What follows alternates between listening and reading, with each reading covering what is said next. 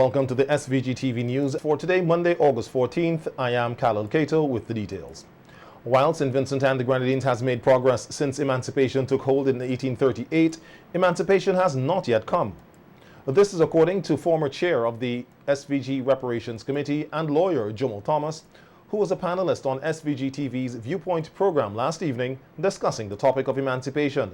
That should be discussing the topic of emancipation to reparations. 185 years after emancipation, how have we progressed, and is reparations imminent? I think that Oscar Allen said it well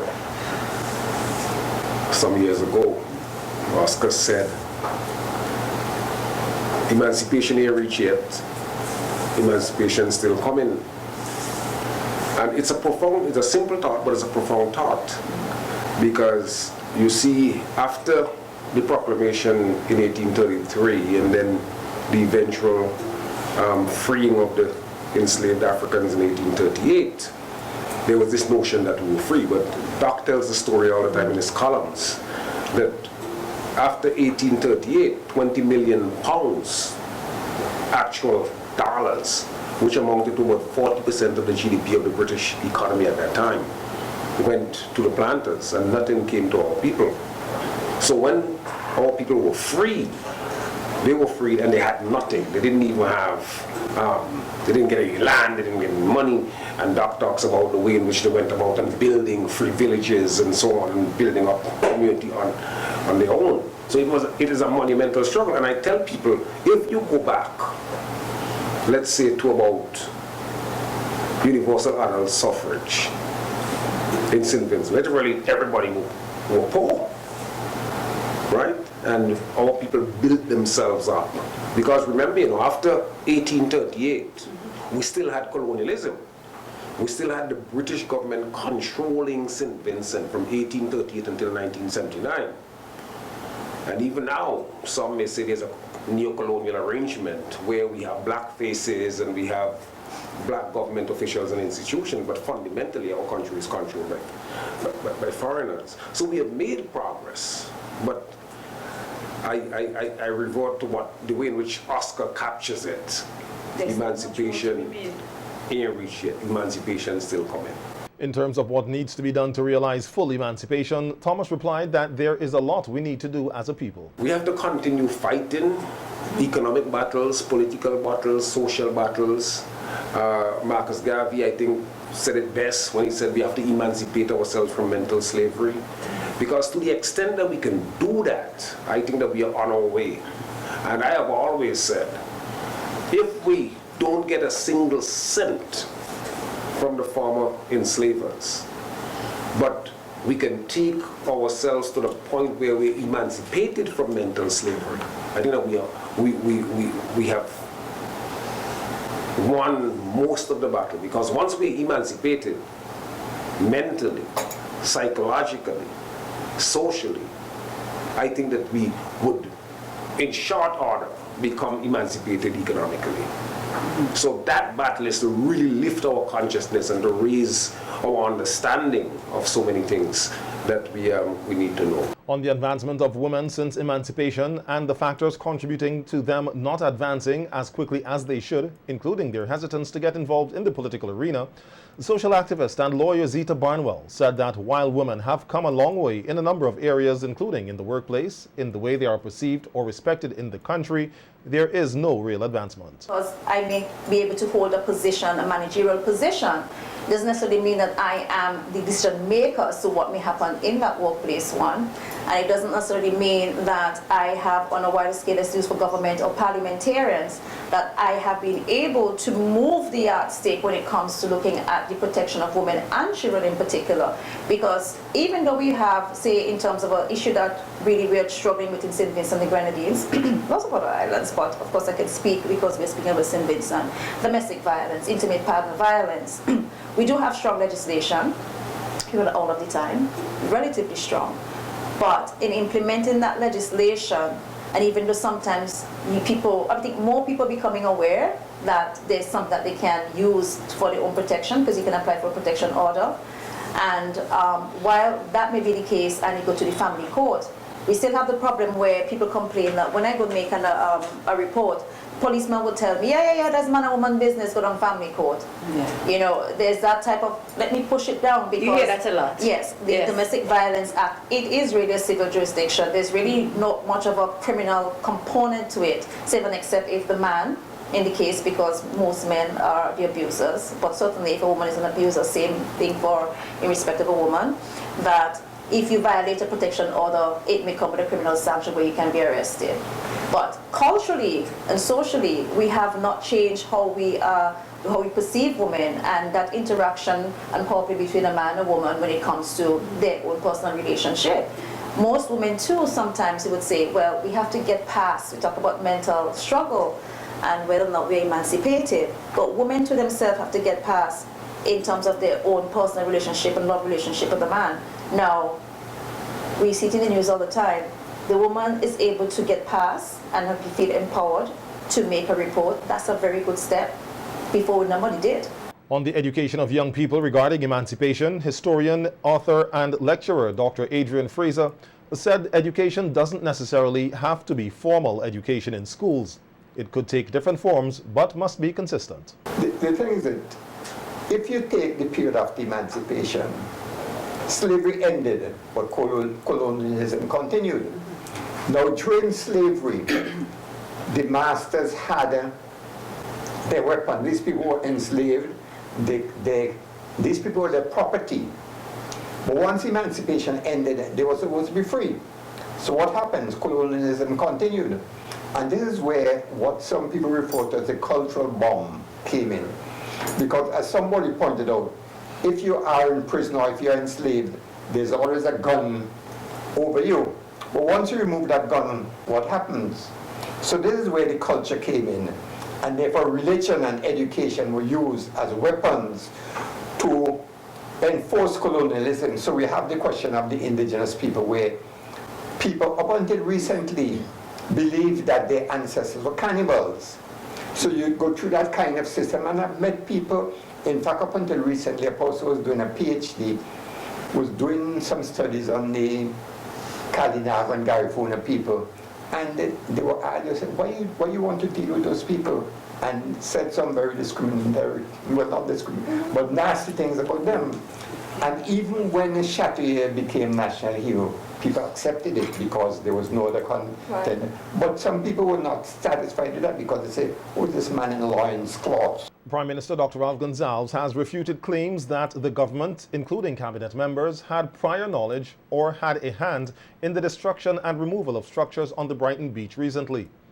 On Thursday, July 20th, members of the public were made aware of a demolition exercise being carried out at the beach after a live video posted on Huffles Ranch's Facebook page showed men removing benches, structures, painted rocks, and other materials from the beach, which had been erected by Elroy Arthur of Huffles Ranch.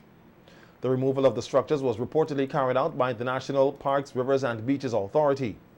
Area Representative Camilo Gonsalves, Minister of Tourism and Culture Carlos James, and Prime Minister Dr. Ralph Gonsalves have all spoken out against the action taken as being unauthorized and promised to rebuild the structures better and compensate Mr. Arthur. However, over 2 weeks ago, a story was published by Eyewitness News with the headline, "Government Knew About Plans to Remove Items Huffle Erected at Salt Pond." The article, dated August 2nd, 2023, stated the erection of items at Brighton Salt Ponds Recreation Park by Elroy Arthur, aka Huffle, who was renting a vending station from the beach on the beach from the National Parks, Rivers and Beaches Authority, the state entity that manages the site, had been a concern of the government for months before some of them were dismantled on July 20th. The Eyewitness News article said, in fact, the issue was raised at the level of cabinet last year, and the board of the National Parks was informed of this at a December 7th, 2022 meeting, and that the topic was also the subject of discussion at various meetings of the National Parks Board of Directors, including on July 19th, one day before the items were removed from the beach. Eyewitness News says its investigation found that the only thing that National Parks might have done wrong was when a junior park ranger removed the items one day before the deadline was given to do so. That should be one day before the deadline was given to Huffle to do so. However, on WeFM's Issues at Hand program on Sunday, Prime Minister Dr. Ralph Gonsalves maintained that prior to the incident, there were no decisions taken on the matter at Cabinet or elsewhere. The suggestion that down at Huffles, anything came to Cabinet about Huffles is not true. Secondly, that minutes from meetings of the National Parks Authority dealt with removal of Huffles, the structures, not true. They had a discussion, but not about the removal. In any case, the actions by persons acting through national parks and beaches,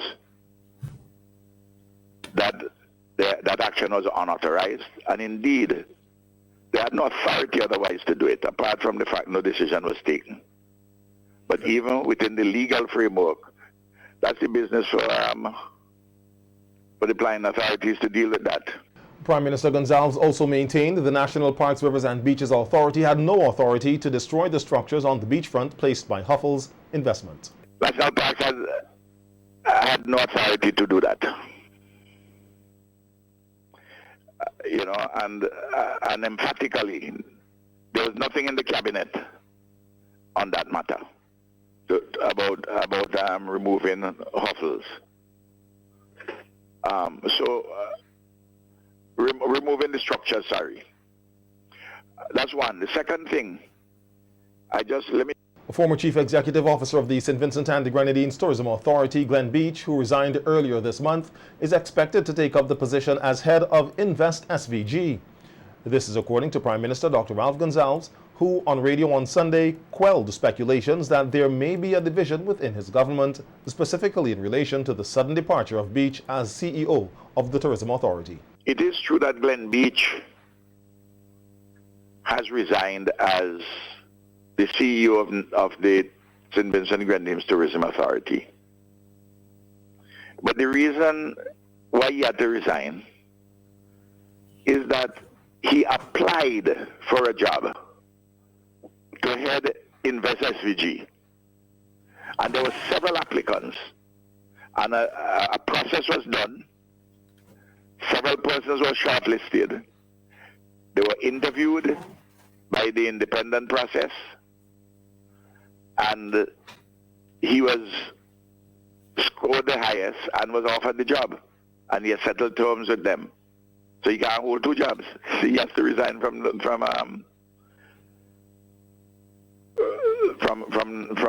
tourism authority. It was as though the way it was presented that somehow there's that story has not been told. Let me just put it this way. Huh? Remember there was an advertisement. Pigeon, you also had the advertisement for somebody after Annette Marks had demitted office as the chief executive officer of the Invest SVG. Annette Marks, I understand now, is working with Sandals. Prime Minister Gonsalves further noted that Tourism Minister Carlos James had expressed his desire to have someone temporarily assume the position as CEO of the Tourism Authority during the transitional phase. For the Tourism Authority, I've been advised by Minister James that he wants to have someone come in a transitional period for a few months. I don't know if it's 6 months or so, to hold the office and to suggest some possible reforms, because we wanted to do some amendment to the St. Vincent and Grenadines Tourism Act, and a new pair of eyes may help in that regard, experienced eyes. And we'll advertise in that period so that we will have a new chief executive officer of the Tourism Authority in due course. Joel, I believe that you know some of that discussion. On both sides, I heard people call me, why Glenn resign on this thing? Is there any problem there? Is this thing, I mean, what are we doing? Leaving the country? What? I say, why you just don't simmer down and wait until things just are made public? Why do people jump to all kinds of crazy conclusions. You know what I mean, Cecil? Yes, I follow that. One of the things with some people, you know. Everything is bacchanal. When in fact what you have is an orderly process in dealing with matters touching and concerning the government. Beach has indicated through state media that his last day as CEO of the Tourism Authority will be September 8th, 2023. The local Coast Guard today continues the search for a missing young man of Sandy Bay who was said to be among 18 persons on a small boat that capsized in the waters between Fancy and Owia last night. The missing young man has been identified as Kenson Brown. According to reports, 17 of the 18 persons who were on board the small boat were rescued by other fishing vessels in the area. However, the young man was unaccounted for when a check was made at the Owia wharf, where most of them were brought in. The Coast Guard, along with other boats in the area, conducted a search last night and today. However, there was no sight of the missing young man. Reports also indicated that several of the 17 persons who were rescued last night were taken to the Owia Health Center for medical attention, and 3 were reportedly transferred to the Georgetown Medical Complex for further examination. Their current condition is, however, not known at this time. On July 24th, the United Nations General Assembly adopted a resolution put forward by the Trinidad and Tobago government in 2022 for August 11th to be observed as World Steel Pan Day. With this proclamation, President of the Yulupan movement, Rodney Small, said it was an overwhelming feeling, noting that the Pan fraternity has fought long and hard for the acceptance of steel pan as an art form. In a telephone interview today on NBC Radio's Face-to-Face program, Small spoke of the celebration activities held here in SVG for World Steel Pan Day last Friday. We've been fighting for acceptance for quite a while as an art form, and when we heard that announcement, it really put us in a place where we can reflect on where we're coming from and where we want to go. So it was really a tremendous feeling and one that was filled with a lot of emotion. So for us, it came at a surprise because we weren't aware of what was the particular day. Mm-hmm. And as a Yulupan movement, we have a lot of different events and activities that we just have on the shelf. And when the announcement came, we decided that we wanted to contribute to the celebration, not just virtually because we had some stuff happening on social media, but we wanted to make an impact. We wanted to say to Vince and Sean, listen, Pan is alive and Pan is well, and this is how we want to do it. So we went ahead and we thought logistics. I mean, some persons thought it was crazy to want to block the road. Mm-hmm. But I think, we block the road for everything else. And this is something that is remarkable to celebrate our Caribbean identity, our Caribbean instrument, an instrument that brings us together. And not only did we have the event in the street, it was also live streamed at some point in time in Trinidad and Tobago. Mm-hmm. So we wanted Trinidad to see that, we have a vibe too, we have a good community, we have a good thing going here for Pan in St. Vincent. So that's why we took that approach, and we met with the member bands, and it was very easy for us to come together and decide that, listen, this is what we want to do, this is how we're going to approach it. So for us, in the streets was something spectacular, and it has reached to a point where we're being asked to move it around to different communities and different places. Now, one of the things that we saw, and we took notice of, is that a lot of young people are playing Pan. But what we must mention is that a lot of young people are now following Pan, because a lot of the patrons who were there on Friday were a lot of young people. So it means that we are generating interest somewhere or the other, and we are grateful for that. So the event on a whole, while it was a short notice, we were able to get it done. And we would want to say a major thank you to the Office of the Prime Minister, the police officers, the National Lotteries, and all those persons who supported the initiative at last minute. Noting that of recent, a number of local artists have begun to use the steel pan in their performances, Small said it is encouraging and an opportunity for young panists to work alongside these artists to create great music.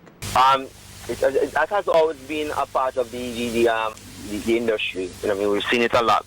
Actually, one of the first bands I've seen that with was the Potential Steel Orchestra many years ago. Mm-hmm. And we did it the other day when we had Ivory Soiree, where we attached an artist to every steel orchestra. Now, I think that is going to be something that is going to grow even bigger now, because outside of just the artists being accompanied by the steel orchestras, you've seen a lot of artists now utilizing steel pan instruments within their production, within their songs. Sunday you're going to see a bit of that in Barley, where, you know, a lot of the artists are going to be backed by the steel orchestra. And I mean, I know that there's some bands have some concerts planned where they're going to also be backed by the artists are going to join them. So, you know what I mean, this is something that is very trendy now, because a lot of the young people like it, and seeing some of their favorite artists and some of their favorite songs being performed with them is something that is brilliant, because, you know, one of the players are looking forward to playing alongside Fireman, or alongside Grabber, or alongside Yaffa too. So this is something that, so it's something that they could brag about when they go back to school. Hey, you know what I play pan for? You know? So it is something that we totally want to encourage, you know what I mean? Because they probably would never get the opportunity to actually perform on stage, but they're now getting the opportunity to say that I was able to back Fireman, Bomani, Han, whoever it is, Kini Pablo, right? So that is something that we're going to push heavily, and something that we're going to encourage going forward. Small said as part of the continued celebration for World Steel Pan Day, he is encouraging persons to embrace the harmony of steel pan music at an event on August 20th at the Barrowley Square, featuring a number of steel orchestras. Persons to come and link up, come and be a part of the activity, come and feel the steel pan energy, come and feel what the steel pan is all about. It's not just about playing an instrument, but the way we come together, the way we link up, the way we vibe, the way we are harmonized, right? We want persons to feel that. So, you know, we look at various communities that we think that has a good vibe. I mean, they're culturally oriented. There's something about them culturally. While we're also going to other areas that are not so culturally oriented. So, you know what I mean, we're going to Barley. We're going to link up with the Fish Fest committee. We're going to link up with some of the organizations within Barley. We're going to link up with some of the sporting organizations there. We're going to add something for the family. You know what I mean, some bouncing castles. We're going to have food, especially blackfish. As I said, there are some communities that are known for certain things culturally and traditionally. So Barley is known for their blackfish. So one of the conversations we're having with our young panists is that we're going to Barley, but this is what Barley is also known for. So it's a bit of entertainment, it's a bit of education while we move, right? And we've been to Barley many years ago, and it has always been a tremendous vibe going to Barley. Although we are in Barley, we are also inviting all the surrounding villages and communities to come out and be a part of this particular event in the streets. It is very much geared towards the young people and the family. You know what I mean? Somebody say, oh, why the name in the streets? It's thing. Because we're trying to attract a particular target audience in terms of generating interest within our young people, our youth, right? We don't think that there is enough youth activity, right, for our young people today. And as a European movement, we are going to take this by the hand, and we're going to push on with it. Meanwhile, Minister of Culture and Tourism Carlos James said he is happy with the work of the Yulu Pan movement in introducing and reintroducing Pan to a number of young panists and overall the development of the art form here in SVG. During the In the Street celebration held last Friday in capital Kingstown in observance of World Steel Pan Day, Minister James said the melodious steel pan music must be heard across communities nationwide. We have to go with the mantra that this type of engagement, no alcohol, friendly gathering, persons from different persuasions coming together to enjoy this beautiful Caribbean music on Pan. And we have to carry this further in the rural areas, in north of the river, in the Grenadines, in North Leeward and Central Leeward, in Maracaibo, and we have to spread the good music of Pan here in St. Vincent and the Grenadines. I want to encourage Yulu Pan movement and its presidency. I want to urge the committee to continue to work in the interest of the development of culture and the arts. I want to implore all of the young persons who are here today, grab an instrument, learn a tenor, and come and join this wonderful movement we call the Pan movement here in St. Vincent and the Grenadines. Minister James said that SVG must continue to build on the harmony of steel pan music, which unites people while growing the culture of the nation. Best wishes to all of the movements across the region who are involved in Pan and involved in the art form. I understand we are live streaming here in Trinidad and Tobago, and I want to big up those in Trinidad, the home of Pan and steel. But of course in St. Vincent and the Grenadines, we have adopted it as our own. and we continue to build on the consensus that music unites us together. People working harmoniously together is wonderful for our growth as a country, it's wonderful for our development, and it is certainly wonderful for culture.